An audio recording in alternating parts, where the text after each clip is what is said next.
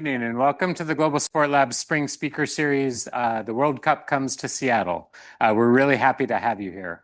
For the next 2 months, we'll be having experts from various parts of the world thinking about what it means to bring the World Cup here to Seattle. So every Monday night, please come and join us, 5 to 6 p.m., either a webinar or in person for the students. So just a reminder for those of you who are coming in online, we're actually in a hybrid mode. So we have about 80 students in the room, and then we also have now over 300 people registered for the webinar, including people as far away as Peru and Brazil. So we're really happy to have you from wherever you're tuning in.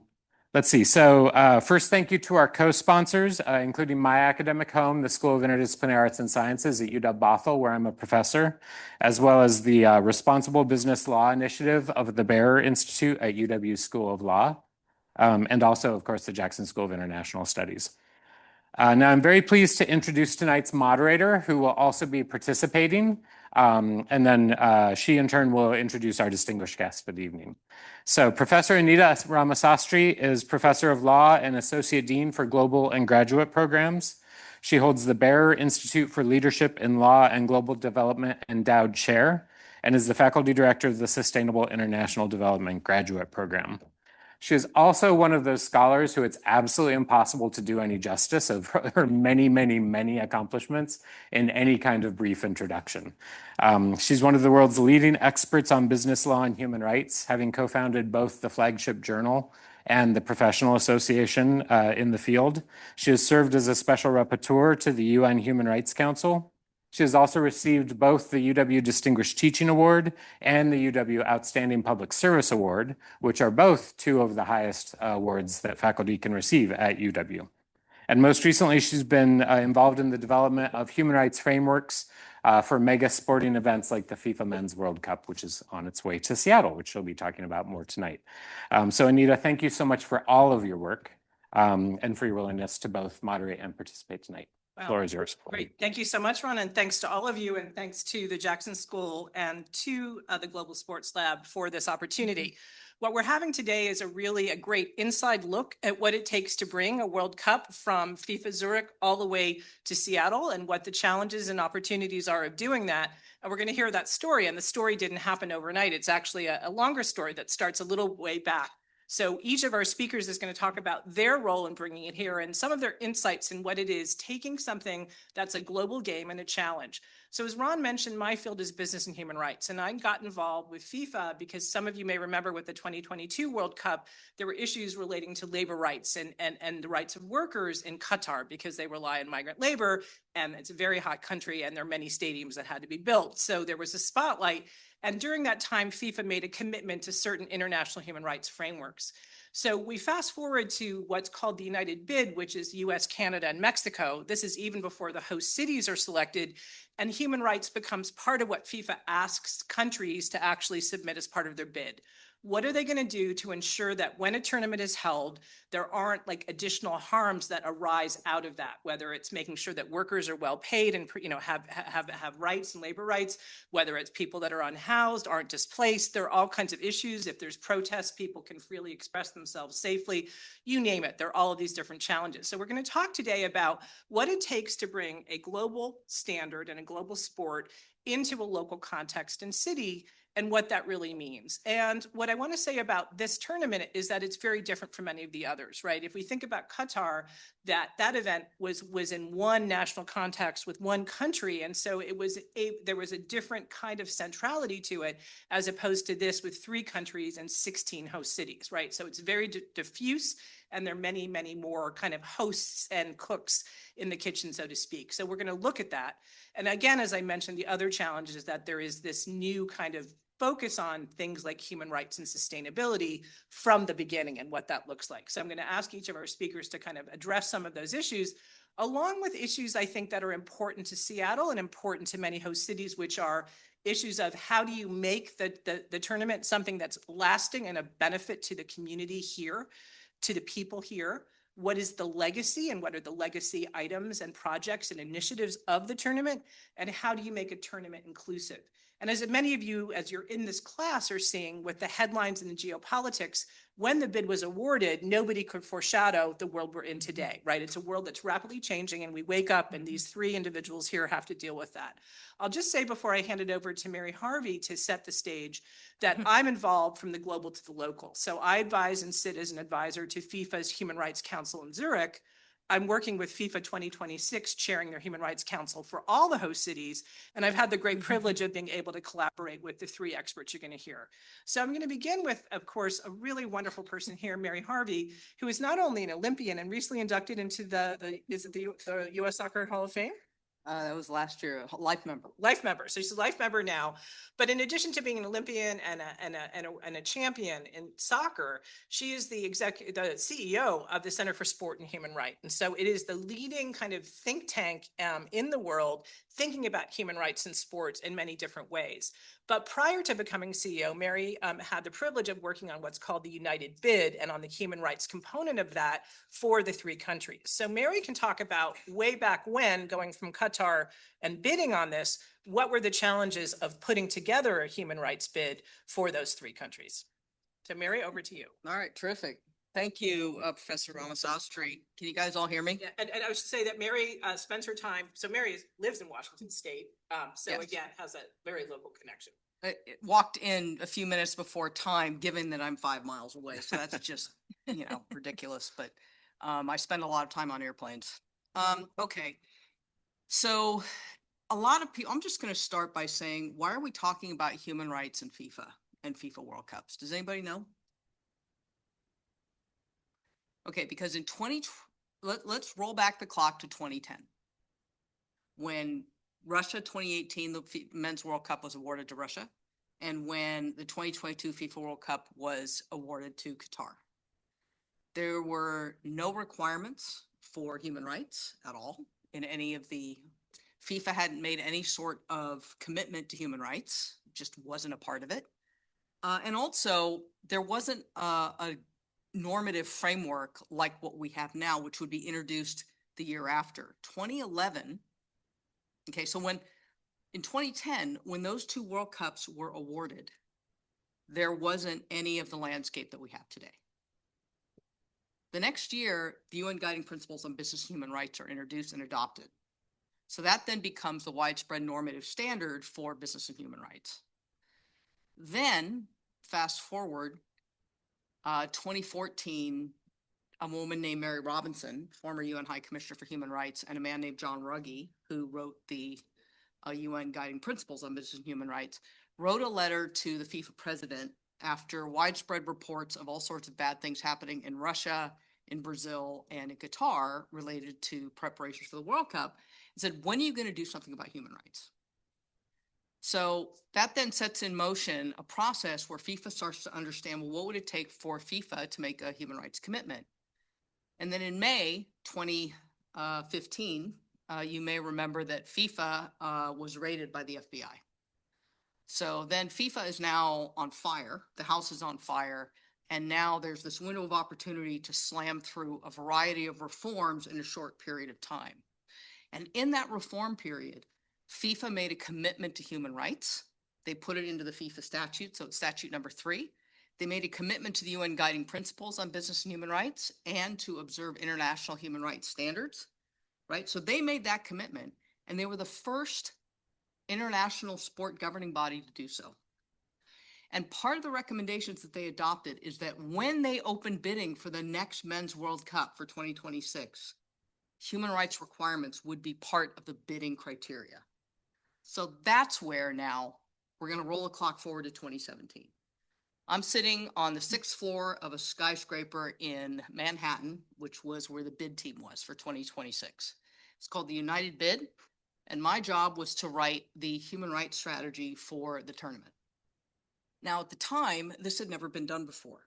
There was no roadmap for what a human rights strategy would look like for a mega sporting event. So I received, I'll never forget, it's October 2017, October 16th, I think it was. And through cyberspace, this PDF comes over the wall from Zurich and lands in my inbox. and it is 4 pages of single-spaced mouse print with a lot of terms that I didn't understand at all. I come from sports, so I've been an administrator in sports. I've also been a management consultant, so wearing a lot of different hats, but I wouldn't say that I was familiar with the language that is part of the world of human rights. It has its own language. So the first thing was to understand what they were asking for. And what they were asking for was, first of all, an independent assessment of what the risks are for human rights in the 3 countries. So what are the risks? The risks are international human rights standards, right, which are known, they're definable. And then there's sort of reality, right? The reality of existing laws that protect or don't protect, and practice, how those laws are implemented. And between that and the international standard, there's a gap. So the risk assessment identifies that gap. That's the first thing they said. We need a risk assessment. We had to do one as the bid, and we also had to have an independent assessment done. The second thing is to understand, given those risks and given those gaps, how are you then going to prevent those risks from happening or mitigate them? So make them less impactful on the tournament. So what's your plan basically to close that gap? And then finally, if things go wrong, and inevitably things go wrong, that's the human condition, how are you going to make it right? So that's remedy. And so what I was asked to do was to, first of all, do a risk assessment, which I did. And I had to convince a bunch of people who were career mega sporting event executives that we needed to write a public document that would talk about things that we didn't want to talk about. Gun violence, discriminatory practices around immigration, bathroom bills, all sorts of things, LGBT restrictions, all sorts of things. And this is during the first Trump administration that all this is happening. And I convinced them to take that journey because we were competing against Morocco. And I said, listen, if we undertake and do an honest risk assessment and talk about things that maybe make us uncomfortable, we're going to show, one, that we get it, we understand it, what we're being asked to do, and that's humility. And secondly, we're competing against Morocco, and I was betting that they weren't going to do the work that we were going to do. So I actually sold it to the bid leadership that we could compete based on humility, which I thought, I've been an expat for a lot of my professional career, they need a little humility from Americans right about that time. And they said yes. So the second thing that I did was I engaged with stakeholders. So look at me, right? You can maybe guess by my physical appearance and a level of education that I have a certain set of experiences. I also have a lot of privilege. For me to understand what human rights risks are in the 3 countries, in all of the cities, I had to understand what I didn't know in order to do justice to this work. So I started to live in a world of stakeholders like the ACLU, American Civil Liberties Union, Human Rights Campaign, a lot of immigrant rights groups, a lot of unhoused population rights groups. All of these groups who could help me understand what were the risks that were present that a fan or somebody in a community who lived there could experience as a result of the World Cup. I'll give a brief example. If a police department in a city already has a problem with Black and brown populations already before the World Cup happens, imagine now that that city is hosting Cameroon and Haiti, and all of a sudden the population of Black and brown people triples potentially. So if it's already a risk, think about what the risk could be in that situation. So anyway, so that's what I did. And it was written up in terms of recommendations for how to mitigate these risks, and then advice for host cities in terms of how to then take on that responsibility of then identifying risks in each of their host cities. So for the same process that I went through, then the host cities would need to do to understand what are the risks at the municipal level? What do we do to prevent and mitigate those risks from happening? And then how do we make it right if there are problems? So you're going to hear later sort of so that's where I sort of leave off, right? So we do the bid, it's at that level, but then there is, the second the bid is awarded, it then gets into the host city selection. At this point, Seattle wasn't selected. It was one of 23 cities. And then the bid is awarded, then they go into city selection. And once the cities are selected, now the city, host city committees then pick up and start doing the same sort of work. Risk assessment, stakeholder engagement to understand the nature of the risks and how to prevent and mitigate them from happening. And then what does legacy look like? Where are opportunities through this process to actually make things better than how you found them? So the final thing that I'll say is, the single most valuable experience that I learned during this process was the process of engaging with stakeholders. I cannot say enough how incredibly generous all of them were to talk to me about all of the risks and to give me their time to help me understand what is it like for somebody who's Black or brown, who doesn't have a blue passport with an eagle on it, what it is like for them to go through a land crossing into the United States. Because they gave me all of their time to help me understand that risk and many, many others, I was able to write a document that described how to prevent and mitigate risks like that, that had integrity. Thanks so much, Marianne. Just to provide a little more context, Mary mentioned the UN Guiding Principles on Business and Human Rights. Most of you probably never heard of that framework, and it's a framework that exists somewhere at the Human Rights Council in Switzerland. But the reason FIFA is interested in that framework is it's a framework for business actors, right? And so FIFA, as a large economic actor that deals with sports but makes money, is asked to respect human rights as part of its business operations. So running a tournament, right, it's meant to not do more harm and to provide remedy if there is harm. And so that was the framework that Mary was asked to help implement in terms of the United Bid. But again, I think one of the challenges you're going to hear from Maya and Leo as well is that it's great to have an international standard, but we don't go around in our day-to-day life talking about the guiding principles or talking about human rights even in the US context. So the question is, how do we translate those things, right? So Mary had that first step job of convincing and doing that, and it was very important, right? So, but remember again, this was way back when. We're next going to hear from Maya Mendoza-Exstrom, who's a graduate of UW Law School. I'm so pleased to have two alums on the panel today. And Maya has been involved. She's the Chief Business Officer of the Seattle Reign now, but she's also been General Counsel of the Sounders, and she can give you a larger perspective on being a member of the community and the sporting community here, of what it took to bring the World Cup here. So cities had to compete and to bid. And so Maya was co-chair of the bid committee and brought it here and is now chair of the local organizing committee. So still living with the World Cup as it comes to Seattle. But Maya, maybe you can talk a lot about sort of what it was like to try to do this. And Maya and I had the privilege of working together on the human rights component of Seattle's bid to be part of this 2026 tournament. Thanks. Mary, I never properly thanked you for all the work you created for all of us at the city level. Maybe I'll set some context to and go back and talk about this from a bidding perspective, right? And so 1994, 1999, when the U.S. last hosted major World Cups, the entity at the table was U.S. Soccer.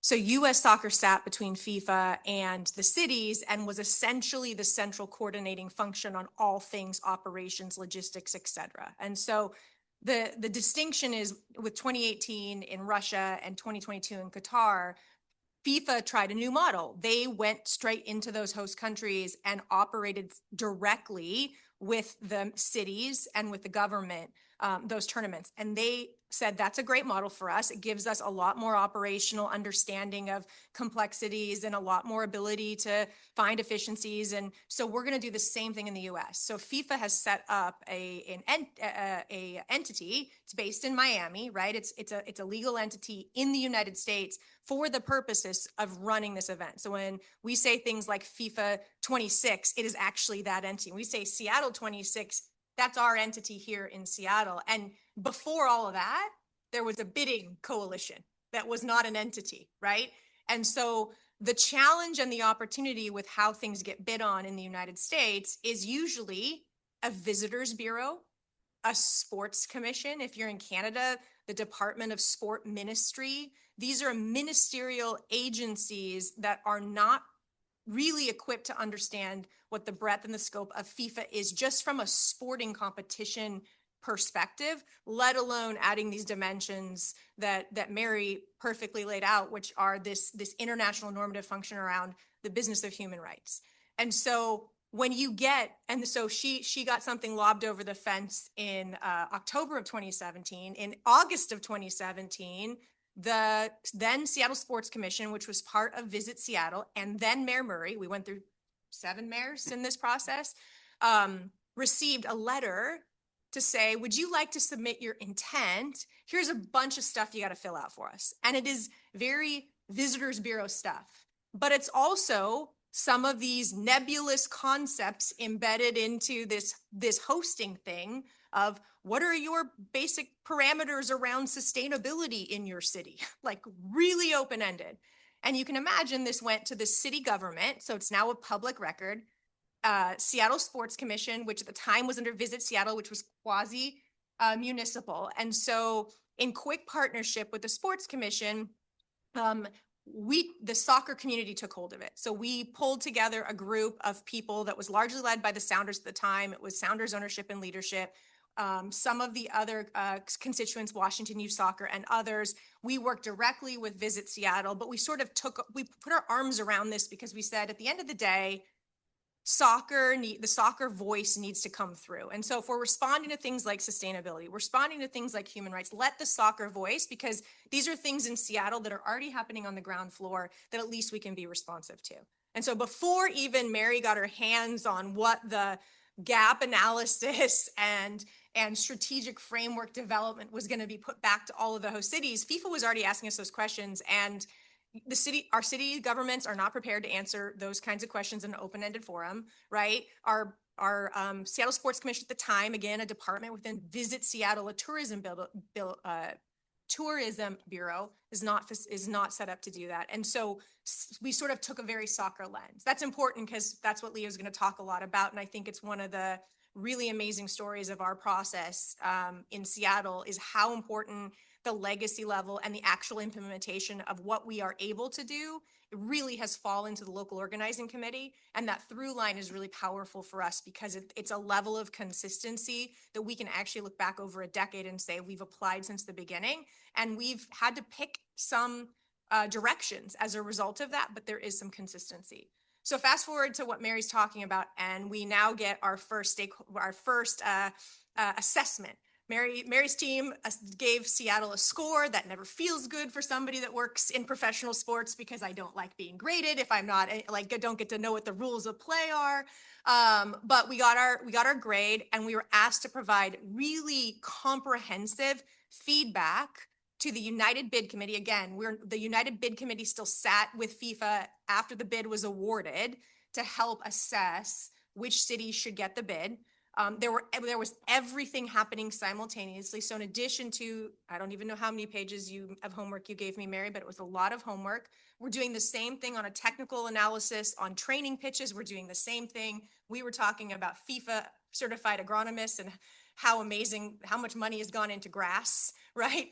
Analysis for all the microclimates. That there are so many of these verticals that are happening now simultaneously, and all of this information has to go back. Again, no single entity in the city of Seattle. It's now a coalition of the sporting community, the stadium rights, the Seahawks and NFGI. The mayor's office had a liaison that was working with us. The Seattle Sports Commission is now a separate 501c3 entity, and Beth Knox is their CEO. So she stepped in to co-chair this committee with me, and we're moving through all of this stuff.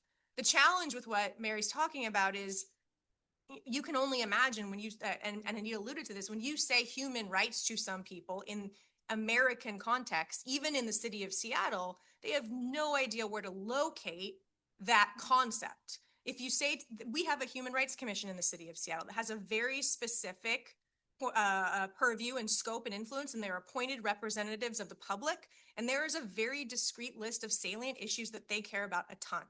We have incredible legislators and a governor's office and law enforcement that are absolutely invested in ensuring that human trafficking, especially sex workers and kids, are not exploited, right? And that's on the daily. And so that there's a community there that has a lot to say here. And then you get to a community in economic development terms and making sure that we're not, landlords are not displacing ground floor businesses because they can jack up rental prices. And oh, by the way, what's the opportunity for us to utilize farm to table and every single piece of produce or grown in our from a sustainability perspective. And so all of these issues are in this human rights framework. And in American context, we don't think of sustainability and human rights in the same. We don't think of economic development as a human rights issue. We don't think about ADA issues because we have a law for that. We don't think about the First Amendment because we have those protections in our government. And so we assume that these things that are just sort of in these nebulous are why are we answering this question? And at the same time, we know in Seattle, we're answering the same question that's being answered in Dallas, that's probably being answered differently, that we're competing against.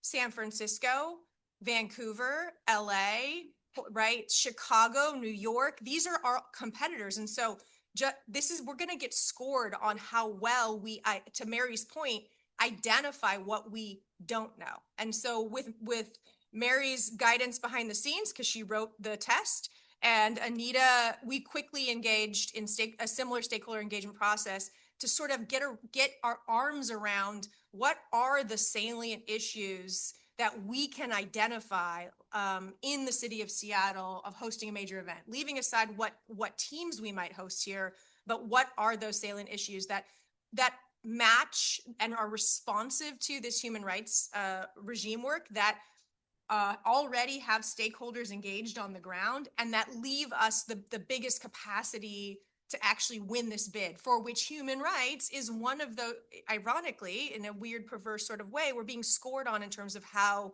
we respond to these issues. We obviously know from a sustainability perspective, put us on the top of the list with all the cities we're bidding against. Fine, fair enough, but there are all these other issues that we have to be honest, intellectually honest about. I think the only other challenge with that is, I think in Mary's world, she would have given us much more time to do stakeholder engagement. And we had 4 weeks right before the end of year holidays in 2018. So can you imagine getting a group of stakeholders and first of all saying, hey, this is your work and your expertise. I know nothing. Will you all come to a Zoom call really quick and give us your honest feedback about stuff in an hour? I mean, it's so transactional and check the box by its nature, but it was the only thing we could do. And so in 4 weeks, we put together stakeholder engagement around salient issue now, and largely led by Anita's team, some graduate students at UW, and did our best to be responsive. But I will say it to this day is left, it's distasteful for me to think about it because it could have been so much more at that stage in the process. We just didn't have time, right? And at the same time, I'll pause there because I think it's important to transition to Leo. I think we've done a good job of being intellectually honest about that. I hope we've done a good job about being intellectually honest about that, about all of these stakeholders and the challenges that, because we can't, there was no way this event was ever going to solve homelessness in the city of Seattle. That is not something this event was ever going to be able to do. But we had to identify the ways in which we can support outcomes that drive Seattle forward, that don't make it worse. And that doesn't sound, again, it's a distasteful way to sort of leave this conversation of the bid, because I think there's more work to do, candidly. I think there's a lot more work to do and a lot more work that can be done. But again, as FIFA focuses on the matches and the competition, as we get closer to the event, I am proud of the body of work that from a legacy perspective, a lot of it's been under Leo's stewardship over the last 2 years as we've transitioned to execution. Thanks so much, Maya. And as we transition to hear from Leo, who's living it now in terms of being the Chief Legacy Officer, again, just looking at the translation. So again, this journey started a long time ago. It started at the national level. Mary was helping with the United Bid, then went to the local, but local before the tournament was actually here, right? So a long time ago. So asking people to think ahead about what are the human rights risks that they're going to face when a tournament is held in Seattle well before it happens, not knowing who's going to be the mayor, who's going to be the president, right? Think about now, right? That many of these things couldn't have been anticipated, but yet it was still important to talk to community members and stakeholders, and you're hearing that from everyone, right? That you don't know what the harm or risks are to people of hosting such a big tournament unless you actually ask them. So that's, I think, a key lesson for all of you is this commitment to stakeholder engagement. But as we turn now to Leo Flor, another UW Law graduate, and again, having a really important role as Chief Legacy Officer, so implementing and working with the local organizing committee, I just want everyone to understand that, and you've already started to hear that from Mary and from Maya, which is that FIFA is not one entity, right? So there's FIFA in Zurich, but for the tournament, there's FIFA 2026. It's an organization in Miami, but it has control and it is dealing with the human rights risks that of the tournament, right? What's happening inside the stadium. You then have the city, right? So for us, it's the city of Seattle, and they have certain responsibilities, whether it's making sure that transit works properly to like safety and other things. And then the local organizing committee is actually an entity, right? So it's not the city and it's not FIFA. It has its own charter and structure, and it's responsible for certain kinds of activities that are happening outside of the stadium. And most importantly, for things like making sure that the tournament is inclusive and that there are legacy initiatives, right? And that is Leo's job. But it's just to say that Leo has to live in a world where he's not FIFA.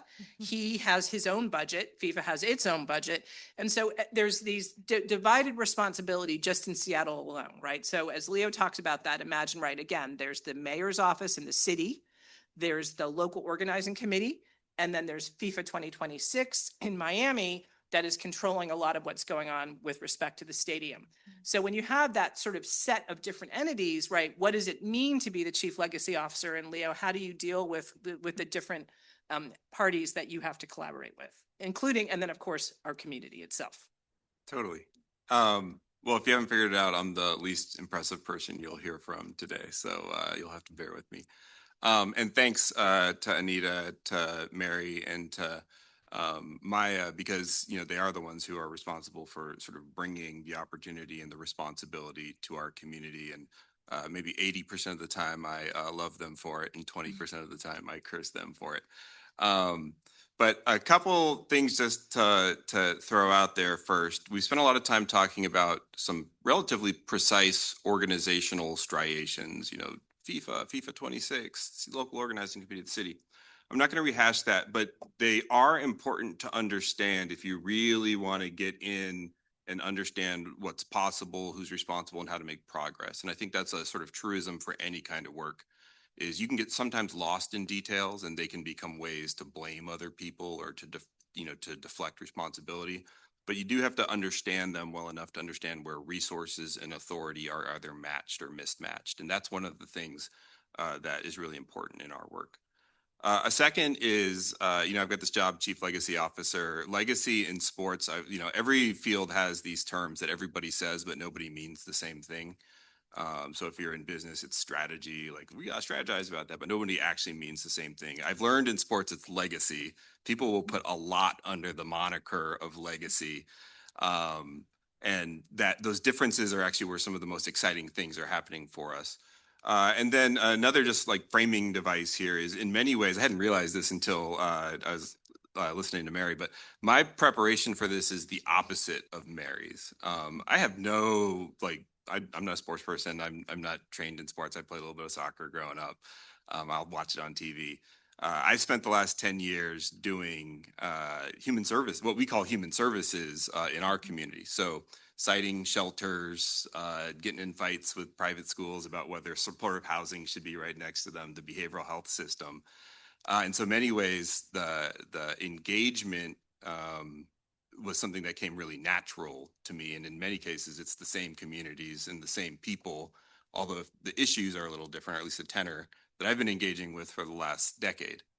And a thing that I want to emphasize to you all is hopefully many of you go into this work and heed the lessons that both Maya and Mary are talking about with the importance of engagement. Is it does start by going out and asking and listening, but you can create issues if you begin to ask questions or demand more of a community than you're actually able to deliver or do something about.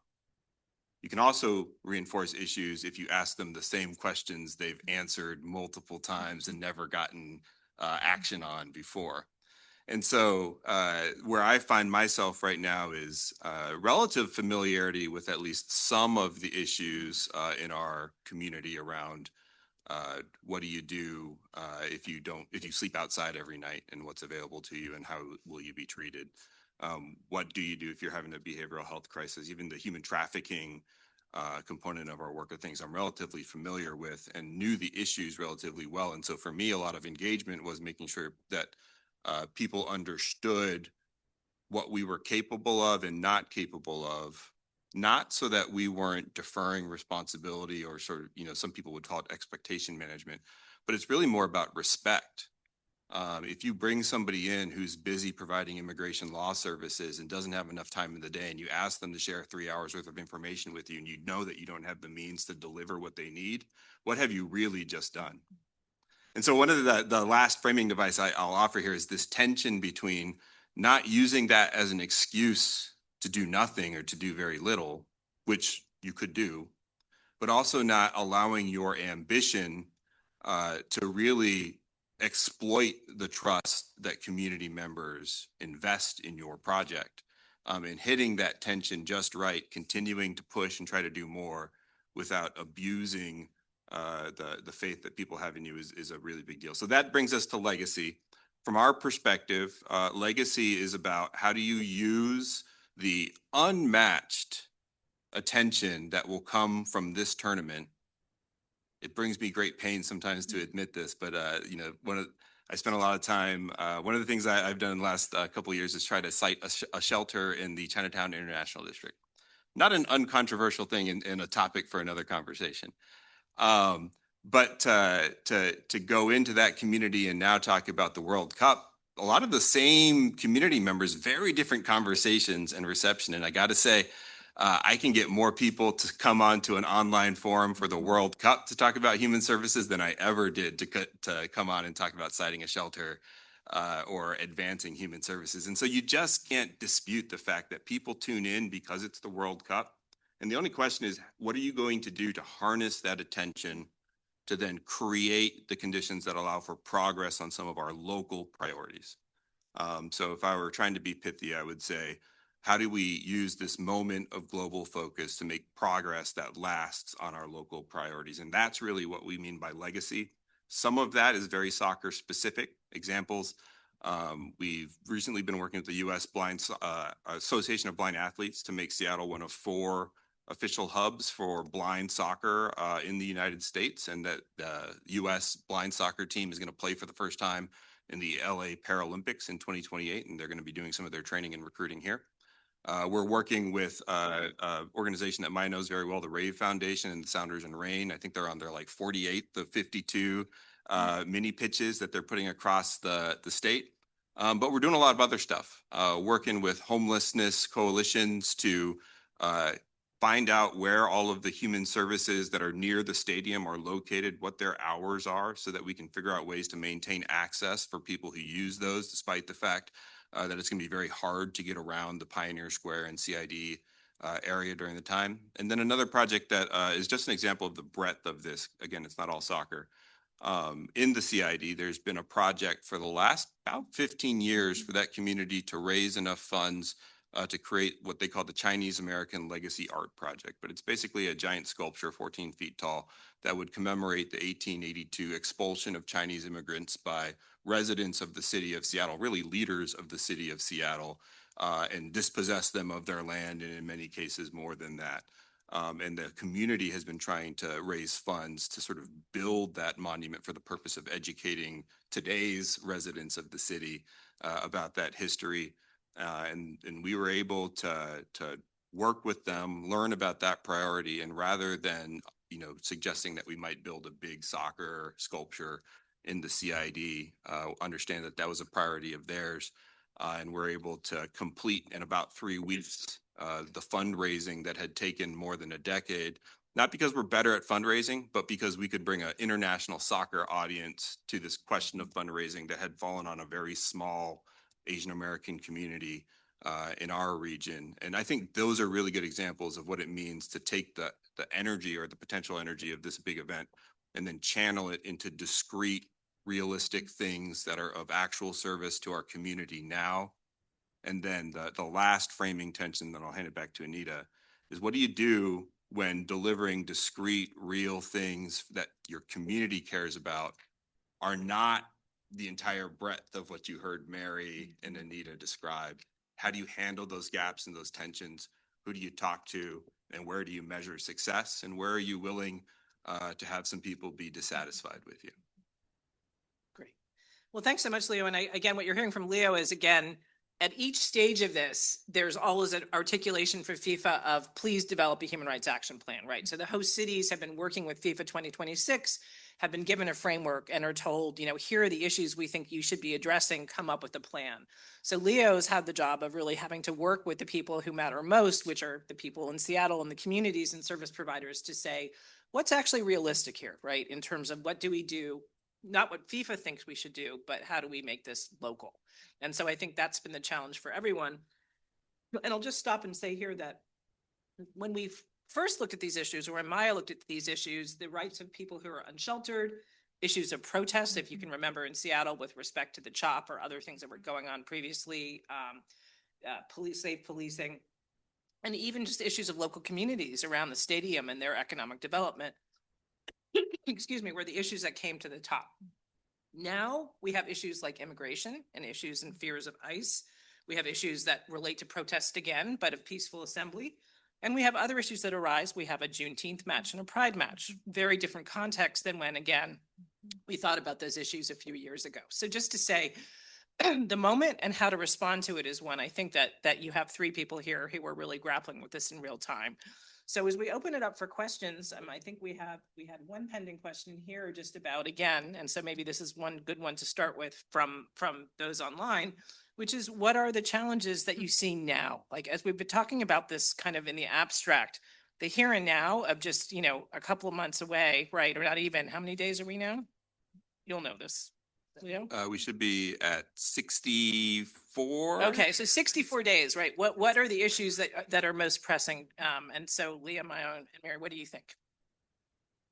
Okay.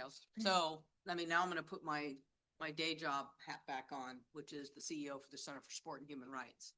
And we just did a whole call with our community on what the current risks are.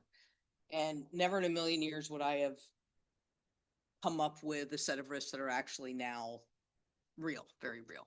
So how is the World Cup going to potentially increase risk of people to being picked up by ICE?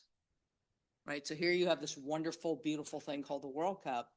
And is it possible that it will draw out many, many, many communities of immigrants who live in this country and be used as a way of attracting them to then have them picked up and incarcerated, deported, what have you?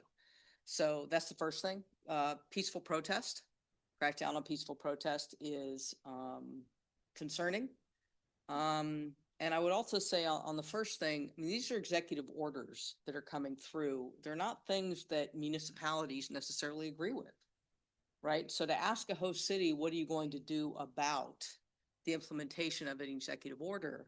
It's a little bit unfair, a lot unfair actually, because they're not the ones, right, who are implementing the executive order, in this case on immigration, but nonetheless, it's their reality.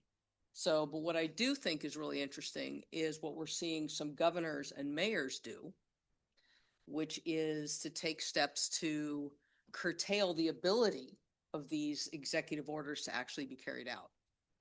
So that could be not allowing people to cover their faces. It could be not allowing use of municipal lands to stage their activities, among other things. So, yep. I'll stay on immigration. Irrespective of FIFA, right? My day job is hosting sporting events in this climate, and so this is a ever-present topic for us. It will persist after the World Cup with this administration, and so this is not something that doesn't exist today and won't exist after this event. I think, you know, the challenge of all of this is that when we listen to stakeholders, the hardest thing to do when you are a brand that has a platform and a microphone is to not inadvertently cause more harm through your voice, right? And so when we work directly at the Sounders in the Rain with Wizen, and as their guidance on what to do and not to do shifts, we react. And it's one of the things we actually had to sit with our supporters group and talk to them about. They wanted us to be definitive and equivocal and and we're like, it is not what we're going to do because it could cause more. And like, that is not something that we're willing to risk. And so I think that's Leo's very good at framing these things as at tensions. This is a tension that we have right now in our community. And it's not just soccer, it's the Kraken, it's the Mariners, right? Everyone is involved in this conversation of sort of sharing behind the scenes what's real and what's not real, and sort of having an open dialogue and conversation about consistency, about making sure that we're ready to stand in community with each other, but recognizing there is not our best ability to affect anything is through our voice and our platform. And that is often in this case, not the best thing to do. I think the other thing for us, we're very cognizant of, and Leo can talk more about this, it is really important that Seattle Pride and all of the events that happen in the month of June are not drowned out by FIFA Pride Match, Egypt, right? Like there is a need for us to make sure that we're not diminishing what needs to be in this moment, in this climate, a definitive show of what it means to be a member of the Seattle community. And pride is such an important and defining part of who we are culturally here, that soccer shouldn't dampen that. Soccer shouldn't stand in front of that. Soccer needs to stand behind that, and maybe in support and maybe not. And so I think from Sounders and Rain, we are always partnering with Pride. And so how we show up this year, though, is not necessarily predicated on the World Cup, but we need to make sure that we're keeping space for those events that are part of our community fabric. And I think on this front, the most eloquent way that and I keep saying this, we were asked when we went to Qatar on our site visit in 2022 after the bid was awarded to respect their culture and customs. And all we ask if you're coming to Seattle is that you respect ours, which is inclusive of Pride and Juneteenth and a number of these other events and activities that are really important to our community, really important to our soccer community as well. Yeah.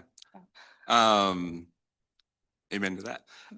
So I think to not repeat what Mary and Maya have shared, but to add a couple other things, you've heard this word salience, which I have learned is human rights speak for priorities or risk assessed opportunities.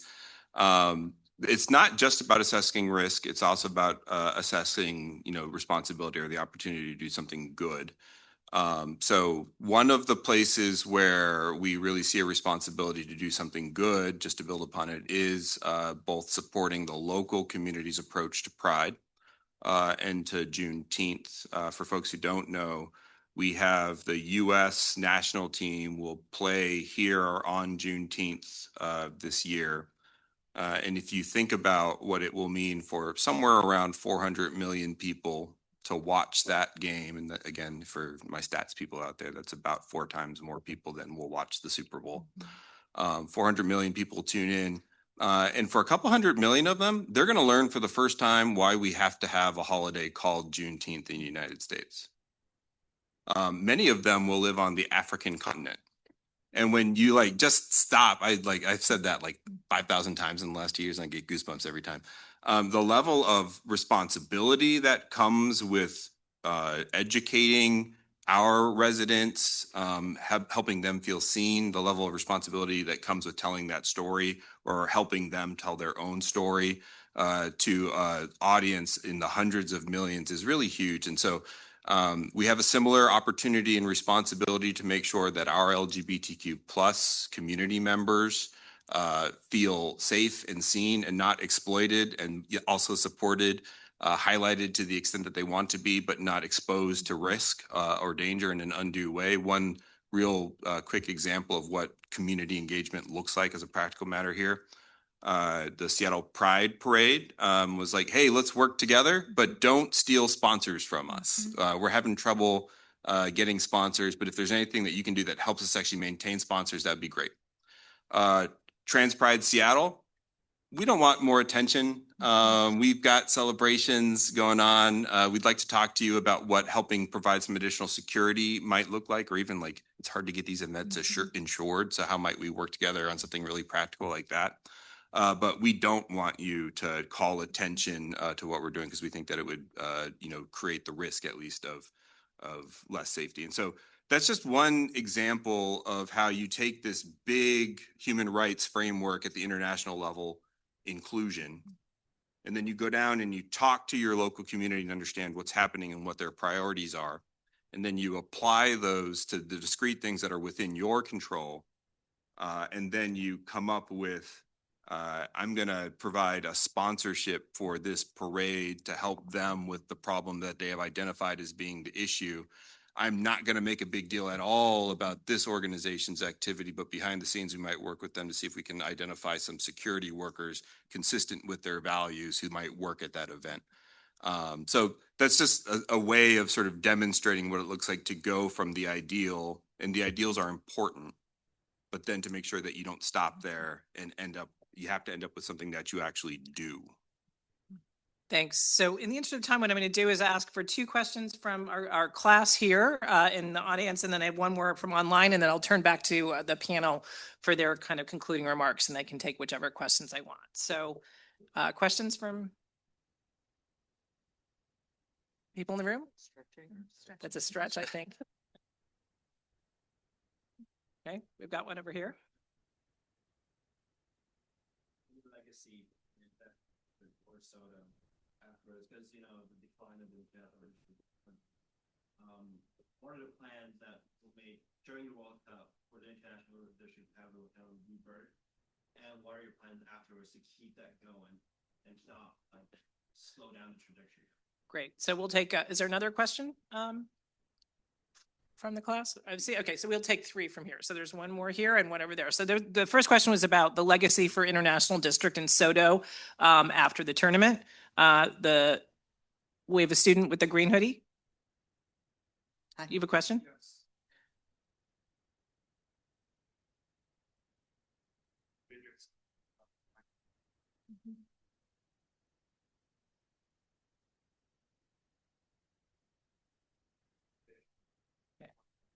So the second question was safety and Pride Fest, and there was one more student question over here.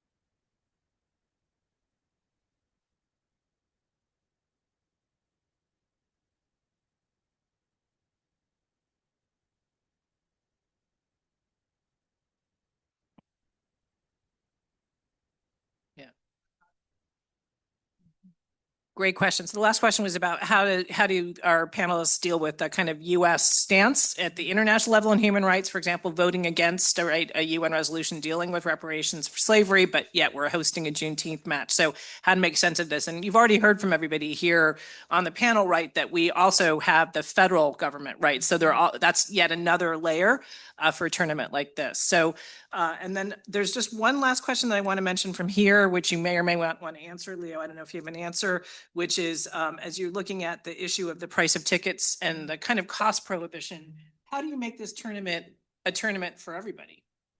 Okay.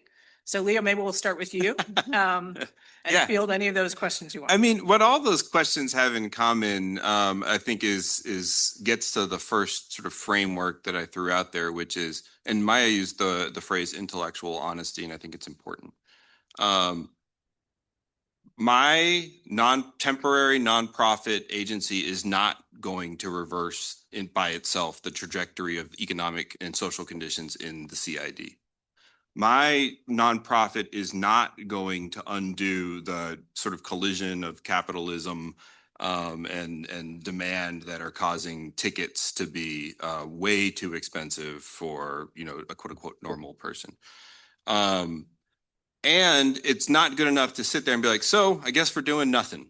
And this is where engagement matters. This is where you go in and with humility, with precision, say what that is within my role and resources could I do to support your goals as a community? And if you can share that information with me, let me see what I can go do and fundraise around and turn up. So in the CID, one of the things that came out more clearly than almost anything else is on a match day, how do you get people who are coming or leaving from the games, and this was based on experience with baseball games, with concerts, to not just treat the CID like a parking lot and not just walk through the CID? How do you get people to spend time there, spend money there? Not that it was always crass commercialism, but to broaden the benefit using the alliterative phrase that we have developed into the CID. And so that became a couple really discrete actions. One, anybody here can download, and this is going to sound a little cheesy, but I promise it's connected. Anybody here can download an app called See and Win right now on your phone. And it is a free app that will show you places in the CID and other locations around downtown Seattle where we want people to be able to go. You don't have to spend money to play it or to download it, but if you go visit all these places, you can get points, and then you can come to one of our locations and actually exchange those digital points for free tickets to World Cup matches. So there are not infinite numbers of, that was the online question. There are not infinite numbers of those, but that was another thing that we really heard is like, hey, if I'm a kid, I don't have $2,000 for a ticket. Is there just some way that it could become realistic for some of us to be able to attend matches? And within the confines of a stadium that only fits 64,000 people and in a state that has 7 million people within it, I'm not going to pretend that we're going to get some massive percentage of kids into the stadium, but we are going to get some, and we actually have some fun announcements coming up about that. And so listen to folks. The app is one way, get people out into the community, have them spend time, be able to convert that time and money that they spend in the broader community into an opportunity where they then have at least a chance to get some access to tickets without ever having to have paid. There are more examples of that, but I think those are discrete things that if I just started this presentation with them, you'd probably find them underwhelming. But I hope that when you learn or hear that one of our commitments is to try to do things that are real and to scope so that we can actually deliver them and then keep trying to push a little bit more and a little bit more to expand those, that's how we end up with actions like that. I'll double click on a couple things. That See and Win app is connected to this concept called the Unity Loop. So you should look up what the Unity Loop is. As somebody who this CID is my community, one of the challenges for the CID has been for many, many years, like we're talking multiple decades, is how you connect it in the minds of locals to the other neighborhoods that are here. When the head of FIFA's team services was here for the official sort of the pitch day when we did our formal presentation to FIFA in 2021, he walked in on Halloween 2021. He walked from Lumen Field to the Spheres, right? Because that's where we were going next. And he said, "Oh my God, this is the most walkable city ever." And locals don't see it that way. And so the Unity Loop is this, it has taken, you've done this stakeholder engagement to get constituent neighborhoods to see themselves as connected and not just insular little pockets across our community, that someone who comes here for the first time from one of the countries from, I guarantee you there will be some Australians that come from the waterfront and walk east up Jackson and go into the ID and grab a beer before the game. And if our locals see those fans doing it, we're reminded that it's connected. And so this app is awesome. And yes, you can win tickets, but this infrastructure under it is something that we haven't been able to do in the city for 30 years, which is connect these neighborhoods. And hopefully that's the legacy left behind, is that we are a connected network. You can walk this city, and somebody who goes to Molly Moon's for ice cream might have eaten at Tai Tung in the day and walked that distance. That's a legacy for us as a city. And I think the only other thing I would say is that as much as we need to think about the city of Seattle, one of the other big bets we made is that this needed to be an event of statewide significance, because one, not everyone is going to be able to travel. There's only 65,000 people that can come to any one game, right? And number two, whether or not it's a cost of travel or cost of the ticket, opportunity to buy, there's a scarcity there, that we needed to enable more parts of this state to be connected to this event. And so we don't have a massive fan fest squatting in Seattle Center, displacing Pride Fest. We don't, on purpose. We have disconnected fan fest happening in different places all over the city. So one, so that you as a local could get a different flavor of participating in the World Cup. And as a visitor, you're enticed to go see different parts of our city, right, at a fan fest. And so whether it's at the waterfront or it's at Westlake Center or it's at Seattle Center around the other activities that are there, or it's in Moses Lake or Yakima or Bellingham or Olympia or Spokane. What am I missing? Vancouver, yes, Richland, and all of these places are activating the same way. The city of Renton is going to open a new downtown plaza in a couple weeks. They were able to get their funding organized to reinvigorate the entire downtown of Renton because of the World Cup. It's going to have a mini pitch and a permanent place to watch games and have entertainment venues to revitalize that downtown. And so, yes, I personally care a lot about the CID, but I'm very happy that we were able to do multiple economic development kinds of projects in collaboration across the state as well. Thanks. Mary? Do we have time? Yeah. Okay. I'm gonna take the spiky question around the US government. You know, the reality is if you think about leverage, right? You guys know the concept of leverage, right? Sort of influence and ability to change things. At the time that an event is awarded, who has maximum leverage? Those who own the event, who you're trying to get to choose you, right? So in this case, FIFA.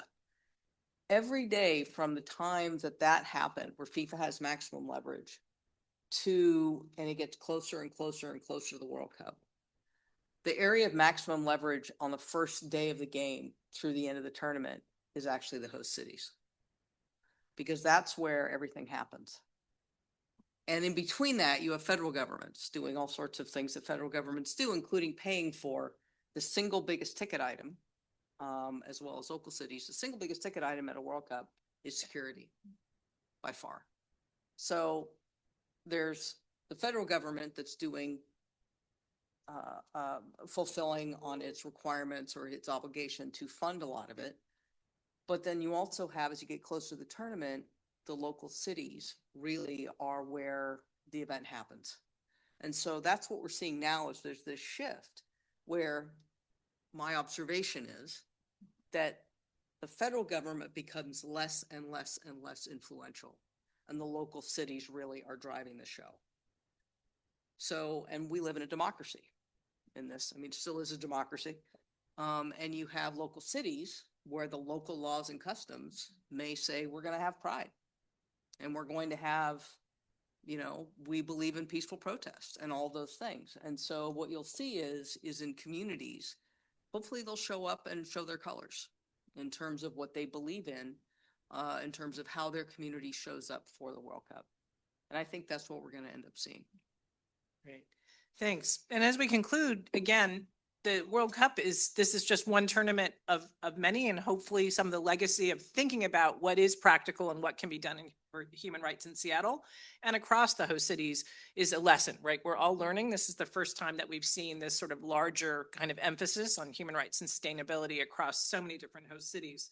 So as we close, I just want you to think about that, right? Which is that there's more than just sports when we talk about mega sporting events, right? That there are all these issues around who's going to be impacted by a tournament.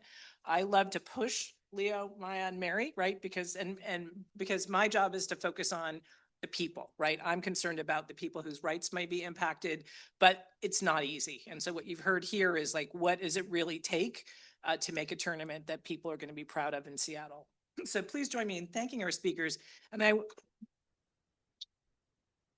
And for all of you who are students, I also just want to say that Leo, Maya, and Mary have been tremendous at involving students in the work that they do around the tournament. And so I just want to express my gratitude to you for allowing students. We have one here, Colleen Penny, who is a research fellow now and was a former student of mine, who's been working with Leo on some important work for 2026. So thanks so much. And thank you, Ron. Back to you. Thank you all for being here. Thank you all online for being here as well. Please tune in next week. We'll have a session on lessons from Qatar featuring Cesar Wazan from Qatar University. And thanks again to our panelists. Really appreciate it.